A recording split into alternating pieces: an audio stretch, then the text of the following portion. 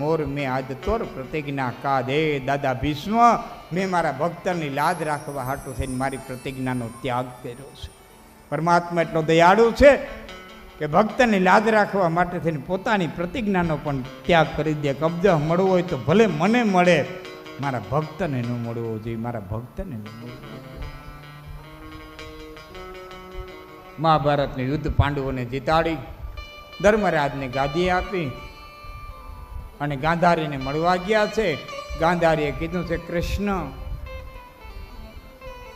તે ધાર્યું હોત તો યુદ્ધ બંધ રાખાવી શકો હોત, તે કર્યું નહીં. કૃષ્ણ, મારું હૃદય અટાણે બહુ બળે છે, બળતા હૃદયમાંથી શ્રાપ નીકળે છે. કૃષ્ણ, એ સિવાય હું કાંઈ દઈ શકતી નથી, આશીર્વાદ દઈ શકતી નથી.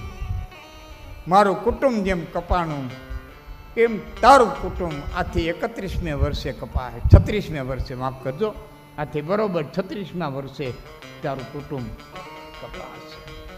કૃષ્ણે કીધું, મહાગાંધારી, તારો શ્રાપ મારી માથે, જે કંઈ બનવાનું તે બન્યું.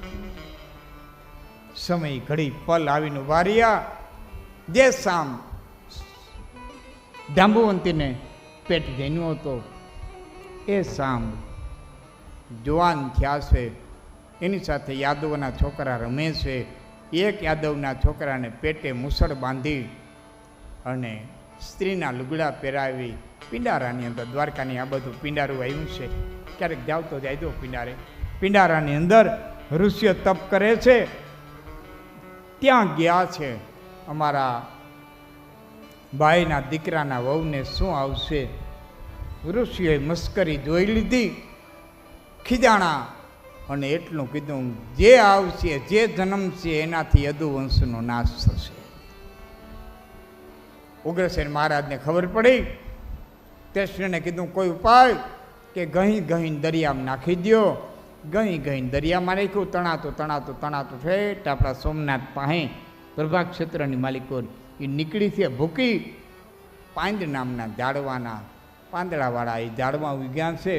ભગવાન કૃષ્ણ યાદવને લઈ આવ્યા છે. ભાઈ ભાઈને કાપે મદો મસ્ત થઈ ગયા છે.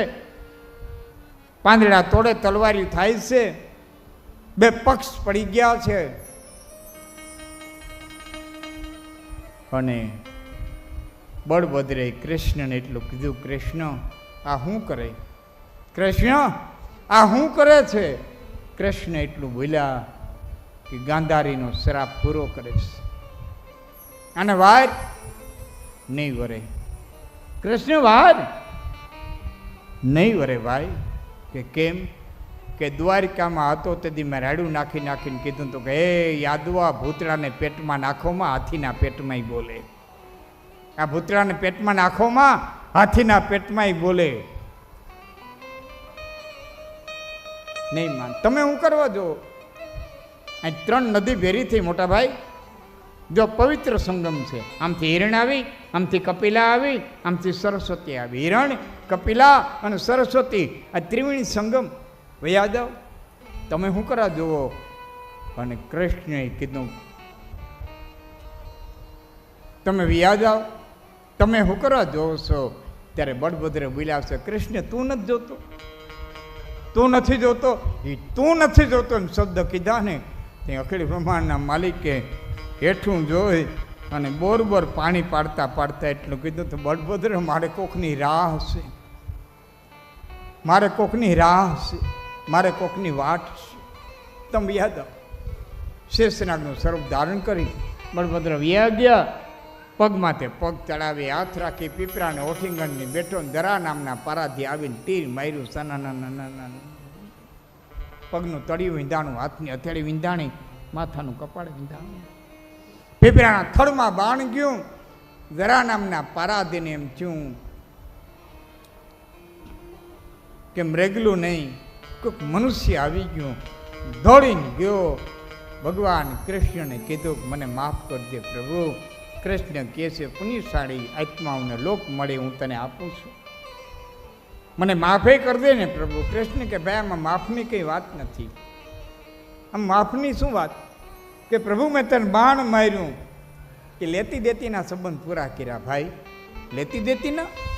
હા, તને ખબર ન હોય, મને ખબર છે.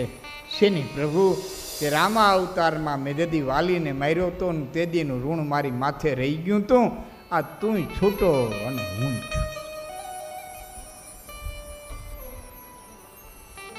તું છૂટો.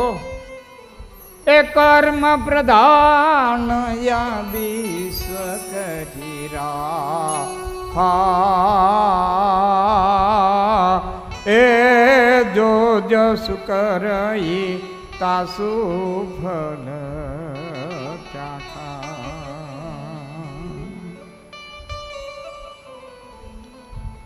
કૃષ્ણ લીલા યાદવા થડી પૂછે પૂરું થાય છે. આગળની કથા રાજા જન્મેજય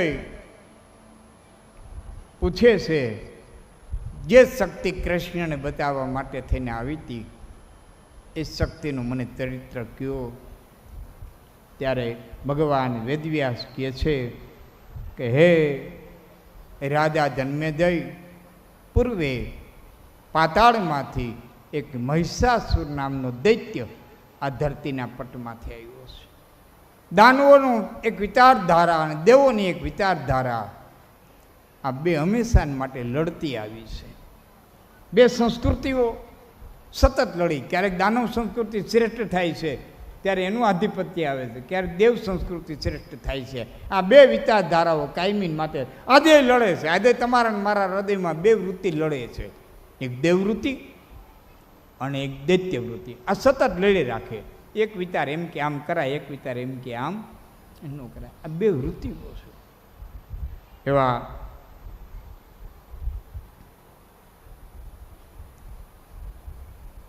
મહિષાસુરે ઉગ્ર તપસ્યા કરી બ્રહ્મા પાસેથી. આમ તો અદર અમર થવું તો, પણ બ્રહ્માએ ના પાડી કે એ વરદાન અદય છે, કોઈ દેવાતું નથી, પછી ક્યાં વાત છે. માટે વિકલ્પ રાખો. વિકલ્પની અંદરથી એણે નિષ્કર્ષ કર્યો કે સ્ત્રીથી મારું મૃત્યુ થાય, એ સિવાય મારું મૃત્યુ થાય ને. એના જો ઇન્દ્રને હરાવી દીધા, કુબેરને હરાવી દીધા, તો સ્ત્રી તો શું, સ્ત્રી તો શું. અને આ જે ભૂલ મહિષાસુરે કરીને આજની ઘડી સુધી આ સમાધિ ભૂલ કરતો આવે છે, ન ગણીએ ગણતો આવે છે કે ભાઈ માણા એટલે હું. પણ કવિઓએ કીધું છે કે નારીને નિંદો નહીં, નારી રતનની ખાણ, નારીથી નર નિપદ્યા પછી ધ્રુવ પ્રહલાદ સમાન. ધ્રુવ અને પ્રહલાદને જન્મ દેનારી પણ નારી છે. હજારો ભોજ ગોરાની કરી ઘાયલ પડી રણમાં.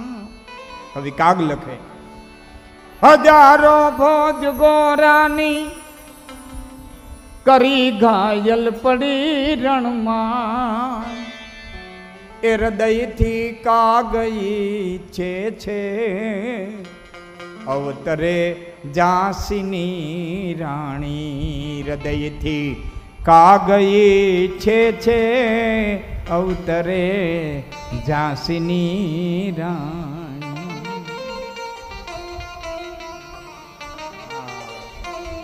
હમણાં જ દેશે બતાવી દીધું. હમણાં જ આતંકીઓની સામે આપણે યુદ્ધ છેડ્યું, એમાં આપણા ફૌજની મવડી દીકરી કુરેશી, નામ કેવું ભૂલી ગયો, કુરેશી,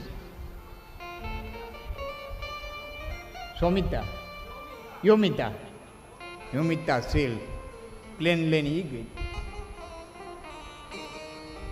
હમણાં 4 દિવસ જેને રોકાવાનું હતું અવકાશમાં, અને 9 મહિના રોકાવું પડ્યું. સુનિતા વિલિયમ્સ એ અવકાશ યાત્રા કરીને આવ્યા. એની પહેલાં એક ચાવલાની દીકરી ગઈ હતી, તો કે અહીં આવ્યું ને એક જ મિનિટની વાર હતી એને એ અવકાશયાન ક્રેક થયું અને એ દીકરી એમાં શહીદ થઈ ગઈ. તો નારીને નિંદો નહીં, નારી રતનની ખાણ. કાંઈ છે ને એવું આપણે બોલવાની જીભનો સ્વાદ લે છે, એવી ભૂલ મહિષાસુરે મગજમાં કરી અને પોતે ઇન્દ્રના લોકને જીતી લીધો છે, કુબેરના લોકને જીતી લીધો. પાતાળ લોકને જીતી લીધો, જેને ભોગાવતી કહેવામાં આવે. એક પછી એક પછી એક પછી લોકને જીતા છે. દેવતાઓ કોઈ કમળની દાંડલીઓમાં હતાણા છે, કોઈ વાં હતાણા છે, કોઈ વાં હતાણા છે. અને ધ્યાનથી તમે ઐતિહાસિક રીતે વિચારશો તો ખ્યાલ આવશે, જ્યારે જ્યારે આ દેશની પુરુષ શક્તિ હારી છે ત્યારે નારી શક્તિ આગળ આવી છે. બ્રહ્મા હારી ગયા, વિદ્રોહ હારી ગયા, વિષ્ણુ હારી ગયા, કમળની દાંડલીઓની માલિક ઇન્દ્ર હતાવા મંડી ગયો.